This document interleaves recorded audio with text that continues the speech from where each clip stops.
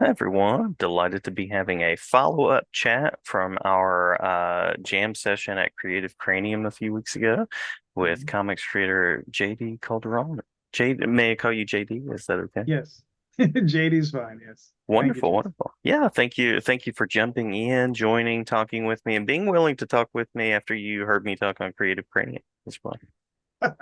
I you came off as a perfect gentleman, so We try, absolutely. We try. Mhm. Well, glad to talk with you about comics, creating a world of someone called Oswald. People out there might also know you for a book called Tenchi Muyu. Muyu? There you go. I think I got that right. Yeah, yeah. Yeah, Tension with you. yeah. And you've been creating comics for a while. Yeah. 19 I started in 1990. Well, I started before 1992. My first self-published book came out in 1992.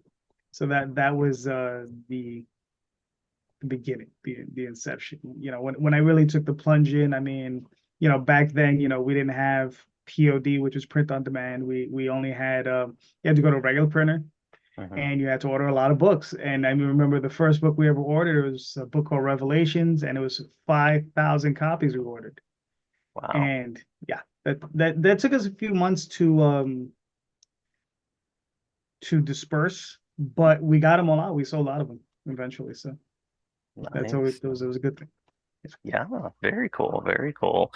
So Mhm. you've been doing creator owned and self-publishing and sort of crowdfunding before that's even been cool.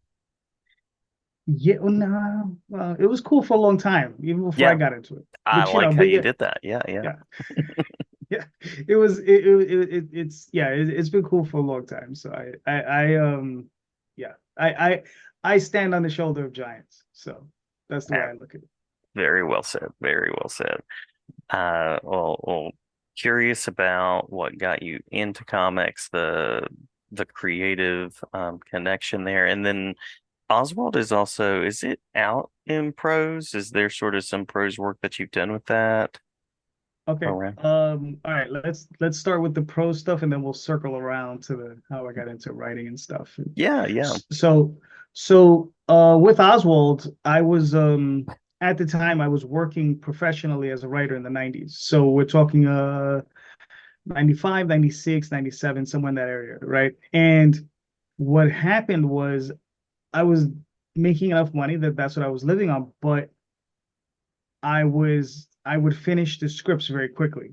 Hmm. So they hired me to do 10 issues. I banged them out in 3 months, and it was just like, and I would go over them and I said, okay, well, we're done. So I would hand those in. And then there were other things that I was doing as well, and I did those things. And again, I tried to do them fairly quickly. And I didn't have any artists to work with at the time. Everybody was busy, right? So I Hmm. was like, okay, so what am I going to do? I says, well, I've always wanted, I had done some prose in the past, and I said, well, let's write some prose. And that's how I came up with the Oswald Chronicles. I came up with the Oswald Chronicles. My wife and I had a little thing where she said something we saw, and she had mentioned that something that I had mentioned was not the best idea in the world, and I said I can make that work, and I made it work, and it came out to be Nice. the Oswald Chronicles. So Nice. Love yeah. it. Love it. Mhm. Yeah. And then as far as how I got into writing, I mean, I couldn't even tell you, because I was so young, right? Hmm. That I was Hmm. in school and they were had us making things, right? When you're in school, they tell you write stories or whatever. And and then I just continued. Um just got into comics. My brother brought home a stack of comics, started reading them. He just gave them to me and said, here you go. Just started reading, got really into it. And I guess I must have been like 7 or 8. I just started writing comic book stories, Hmm. in long form, on loose leaf paper. Just I have still have piles of that stuff. It's scary to look at, but it's there. And I just continued. And at the time, I was also drawing. And I remember I met a friend in junior high school when I was probably about 11, 12, and I saw how well he drew. So I gave up on that. I was like, oh, well, I guess I don't have to do this anymore because this guy was just like light years ahead of me. So I was just like, yes, I don't have to do this. I can just focus on writing. And that's what I did. And Somewhere around, I don't know, when I was 15, 16 years old, I was getting the comic buyer's guide. And in there was a little article about these guys from Massachusetts and how they made good on their comic book, and it was called the Teenage Mutant Ninja Turtles, and it was a story about their second issue. Yeah, And yeah, I was I've heard of that one. Yeah, yeah. yeah. I mean, yeah, some people might be familiar. So I looked at it and I was just like, oh man, I was like, as I say, I think I could do something better than this. And I have been chasing that monkey ever since. Yeah, So yeah. So and that's how it started. And I just kept going with it. My buddy ended up going to the School of Art and Design here in New York City, and he introduced me to a bunch of artists, and that's how I got involved with all the different artists. Because we just, fortunately enough, I had a really big pool of them. So cool. Very yeah. cool. I'm gonna call out the dragon over your shoulder because it seems like you enjoy kind of being steeped in fantasy, Oh yeah. mythology kind of oriented spaces. So, if I'm Mhm. a listener out there and I don't know Oswald, what would be a brief introduction to this character and world that you would want to share? Um, the things I would tell you is if you enjoy fantasy, if you enjoyed something like Mouse Guard or Redwall Hmm. or Secret of Nim, if you enjoy I would say like, um Vertigo comics from the 90s. Because the one of the things about the book is it's a little deceptive is that people see it and they say, "Oh, he's so cute, he's a mouse," and but there's some major shenanigans that go on in there. There's Hmm. no sex, and there's no nudity, and there's no harsh language because Oswald, it's called the Oswald Chronicles because it's told from his perspective, right? And Oswald considers himself a gentle mouse, so he will always skew. If someone is talking in a foul way, he will, play with it. And he is the narrator of the story, so he will, omit certain things. So I don't want to say he's an unreliable narrator, but sometimes it's possible. Love I've that. actually, yeah, I've actually incorporated some stories where it's done outside of his purview. So there's stories about him, Hmm. but they're from other characters' perspectives about him. And I found those to be some of the more interesting stories. Those will eventually come out. And I think those are interesting because he sees himself one way, but you can always, there's always that different perspective Hmm. of how other people perceive you. And that was always something that interests me as I worked on this story. Because I mean, I don't know if you know this, but I'm about 2,000 pages into this story. That's amazing. Yeah. Yeah. Uh, And I probably have another 2,000 pages to go. I was going to ask about the creative vision because it sounds like you have not just a character in a story, but sort of this unfolding world. Yeah.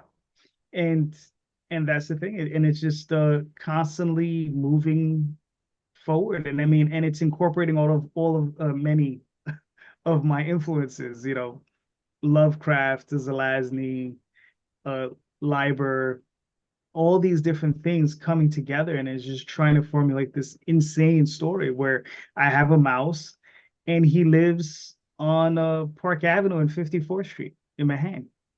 That's Yeah. where he lives. And he's surrounded by fairies and elves who the general populace of the area, they can't see them because of their glamour, right? Hmm. But Oswald is an actual mouse and he straddles the two worlds. And the thing is that through the story, it starts at a story called My First Day.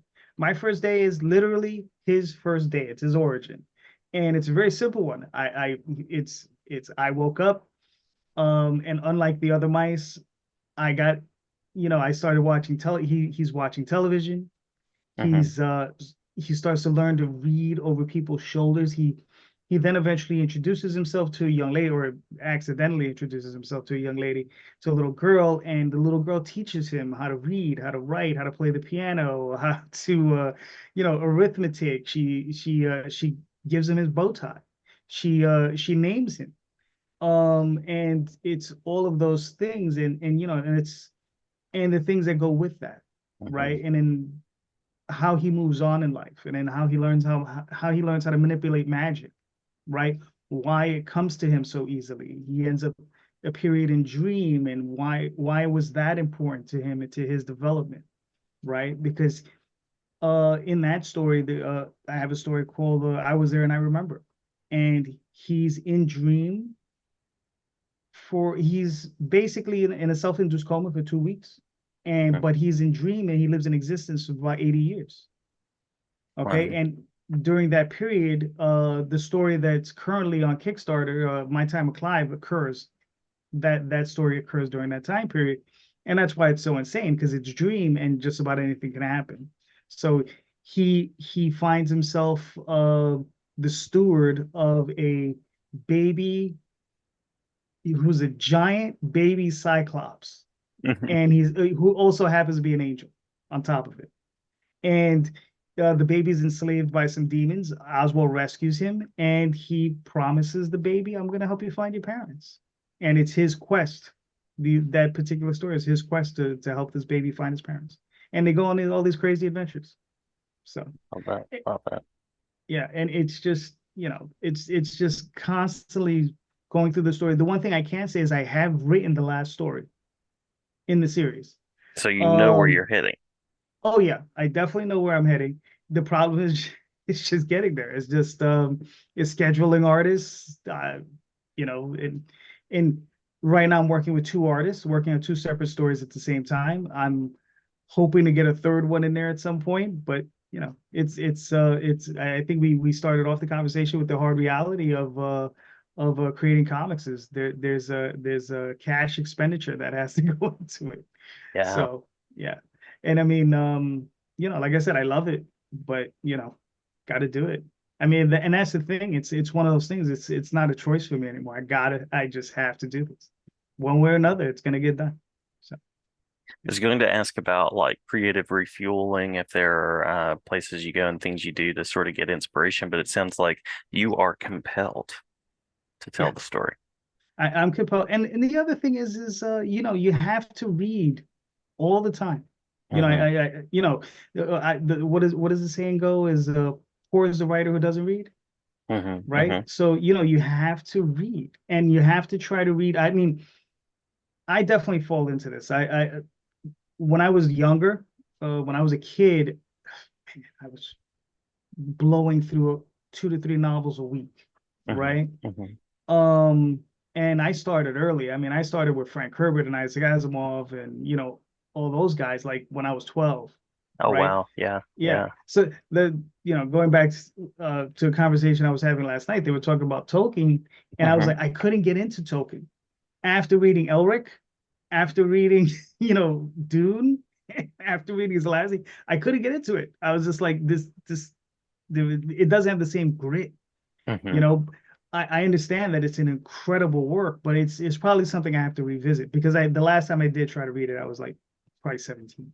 So Yeah. I probably have to go back and give it another shot, just to be fair. But um, yeah, you have to read, and you have to read as widely as possible. If you're reading comics, please don't just read Spider-Man, Yeah. or Yeah. I mean, and that's not to say there's some great Spider-Man stories and Oh, some great absolutely. Batman stories, great Superman stories.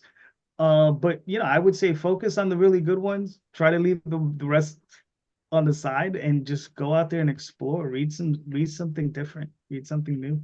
Read the Yeah. Oswald Chronicles. There you go. There you go. There you go. Yeah, there's really so much out there for people to dig into and love Spider-Man, love Batman, but Hmm. just to see what you can do in comics, people are sort of cheating themselves if they stay in those spaces only, I think. Yeah, yeah, yeah. Especially if you consider if you're entertained by it, right? Hmm. Because we have certain aspects of the market where it's the collectors, right? Yeah. And that's fine if you just like to collect, you just like the covers and the interiors, the artwork, that's fine. But if you're reading this stuff, you're really entertained by it, then you might want to expand out because you're definitely missing stuff if you're just sticking with Marvel and DC. Oh, yeah. Quick token question, and then we'll go back to Oswald. Oh. Go ahead. Have you ever tried the Silmarillion? No, no, I haven't. No, no. That one, I wouldn't say grit, but there's definitely like nuance. It's an interesting kind of thing. So Mm, if you wanna ever tackle Tolkien again, that would be maybe a different starting point as well. yeah. Just throwing that out there. English teacher over Okay. here, so I'm always like, have you read? Um, Mm, but I was going to ask about the creator owned space and kind of revisit that for mm. just a minute to give you the chance to talk about what that's allowed you to do as a creator and in your vision. Um, okay. I mean, because I've worked professionally, right? So whenever I worked in that capacity, it was always at the time I was creating original stories for animated series that were going on in Japan because it was anime and I was doing like Tenchi Muyo and a couple other things. And you get handed a bunch of videotapes. You're like, here you go, watch the. And that's the thing, and that's how old I am with videotapes, with VHS Yeah, same. Yeah. 8 tracks over here. Yeah. Yeah. So I got those things, watched them, binge watched what way before it was cool to do.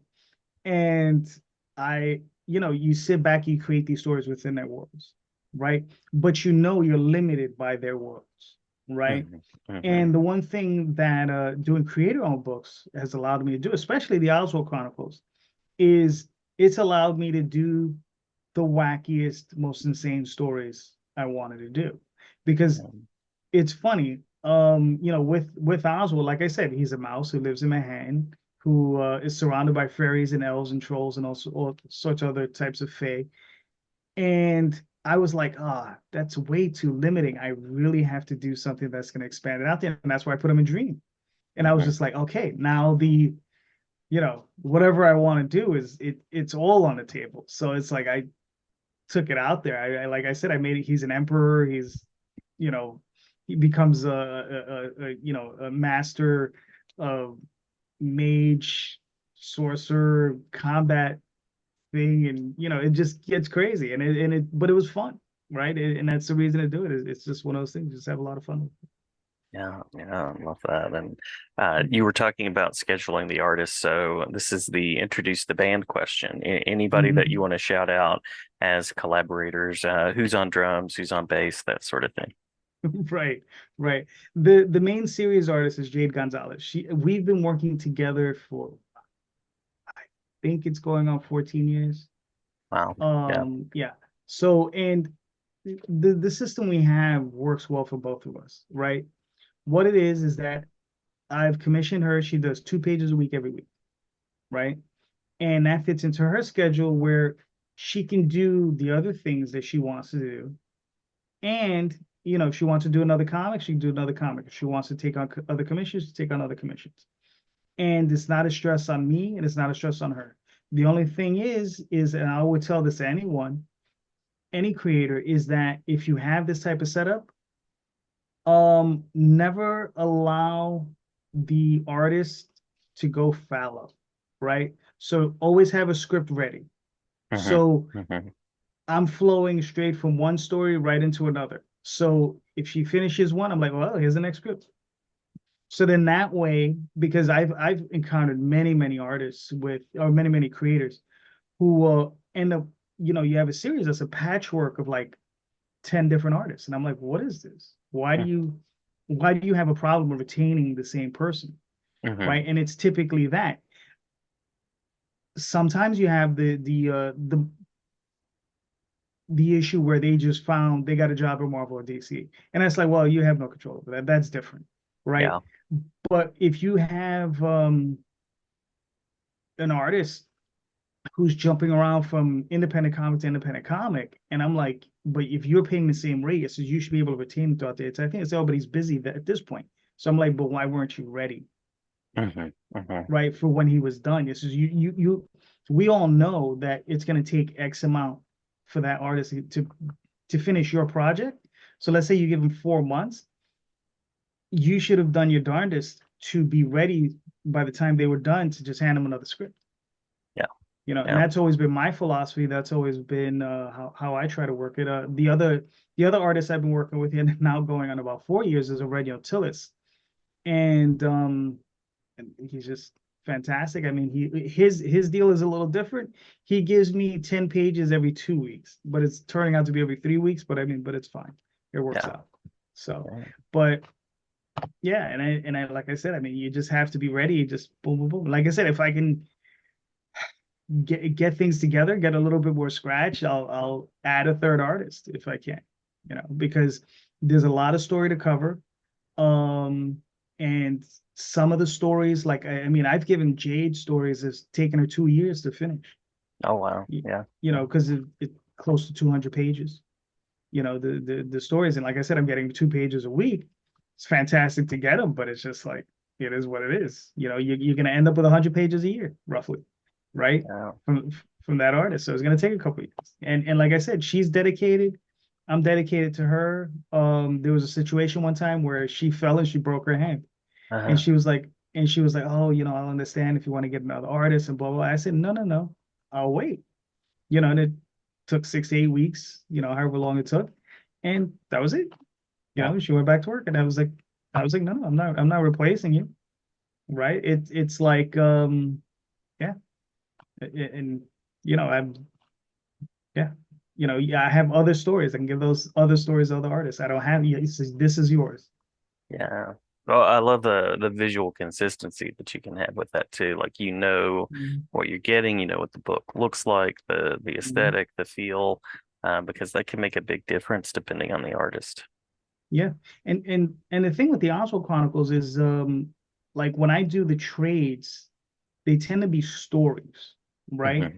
So, the first two volumes, that's basically one story, and that's all done by Jade. And but that's one story. And then I have the second one, which is, we were just passing through, which is another story. Technically, you could just take that one story. You don't even have to read anything else.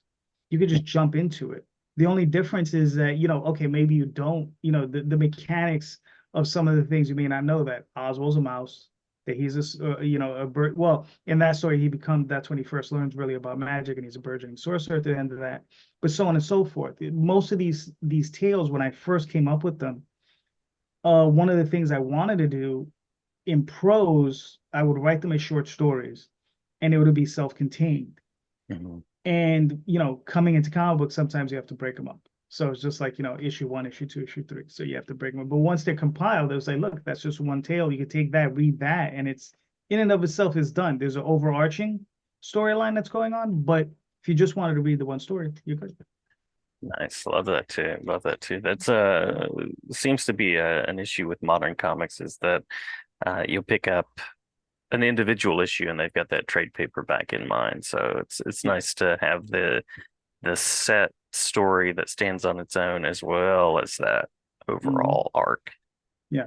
And what's funny is I break that trend in the current one that I'm doing now, because it's technically 6 issues, but it's 5 stories. But they're 5 complete stories. Like each story you could read on its own. Hmm. Hmm. So it's like, okay, so they're all there. So yeah. So I Cool. mean, and I think people sometimes I've heard the thing is that, oh, I have a hard time writing shorter stories, one shots. And Hmm. I'm like, well, start writing 4-page scripts, Hmm. and that'll help you. And it was like, oh, but they're so hard. Yes, they're hard. Nobody's telling you they're easy. They're hard. You have to, but you have to go, do 4-page scripts, 8-page scripts, so on and so forth. And that's just something you have to constantly practice. Every now and again, I jump in, I'll write a 4-page story, or an 8-page story, you know, and I'll give it off to an artist, and I'll have them illustrate, and it's usually a test for that artist. So, Nice, nice. mhm. Yeah. Well, if I'm a listener out there and I want to find out more, web spaces, social media spaces, convention spaces, anything like that that you'd like to mention. Yep, the OswaldChronicles.com, which is up for a nice refresh real soon. Just have to update it. The OswaldChronicles.com, telltalesonline.com. I'm on Facebook, Twitter, or X, Instagram, all under JD Calderon. And you'll consistently find me. Oh, and I just started my Substack. So Nice, nice. I'm on Substack. So I'm trying to recount my time as a creator. So it's basically the Substack is about me dealing with the artists, Hmm. and whenever I get pages, and I'll show people pages as they come in and stuff. So you know, so they don't have to Cool. wait like 3 years to see them before Kickstarter. Nice, nice. Anything that we've missed in the talk through that you want to make sure to share? I know you have a campaign going on right now, but I also know that uh, people can expect more in the near future as far as the stories that you're telling. Yes. So I have a campaign currently running, and I tend to run them as soon as this one is done. Probably 3 weeks after that one, there'll be another one. So I don't have a set. I I don't like doing hard dates, Hmm. right? Hmm. Because I've seen people just break on those Yeah, because they can't commit, like they just can't make it for whatever reason. You know, you have one hiccup and your whole schedule is done. So I yeah, don't do hard dates. I say roughly 3 weeks, sometimes 4 weeks, the next campaign will launch. So typically that's how I'm running. Um, yeah, and that's pretty much it. Just, as my friend would say, just watch the skies. It's coming. nice, nice. Yeah. Well, glad to give some space here to Oswald, and I'm sure he'll visit throughout the episode with some art and different pieces. And glad Mhm. to have you back anytime to talk about the world you create. All right. Thank you, Jason. I appreciate this vastly. Thank you. Anytime, anytime. Thanks so much.